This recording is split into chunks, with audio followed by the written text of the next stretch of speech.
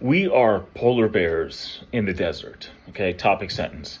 In 2024, in the civilized world, we are no longer in our natural environment. I mean, this is obvious. Our thermostats are at a stable 74 degrees all year long. Food is available all the time. Comfort and convenience is our universal infrastructure, and we can turn on the lights independent of the sun. It's amazing. But we weren't meant for this. We were meant for feast and famine. We were meant to experience the rawness of reality.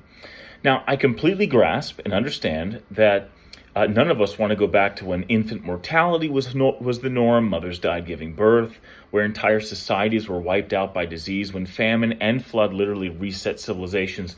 But that is why we need discipline, self-imposed discipline. That is fasting, that is exercise, that is creating parameters around what healthy food is.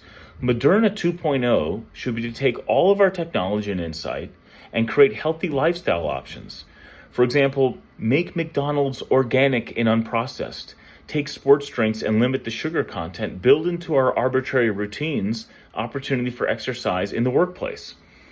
We are polar bears in the desert. Keep in mind, it was the cold that created the polar bear. All of that biological engineering was to not only manage the cold, the extremes, but to thrive there. That's why the polar bear is the largest land predator of all time. We can't despise what has made us great. Polar bears can swim 100 miles at a time. They can take on animals that are a ton. They can survive without food. Imagine if we took the polar bear, who combats the cold, and solved its problem. Bear, we are placing you in the desert. It's warm there. You will like it. We can't be surprised that when the polar bear leaves the polar ice caps for the desert, that it doesn't thrive. It might not even survive. We are animals ripped out of our natural environment, and we wonder why we are not doing so well per many, many metrics. The solution is to create safeguards, best of all worlds. One of those safeguards is fasting. By all means, get the right nutrition, eat the right volume of food, but do it in a way that mimics feasting and famine.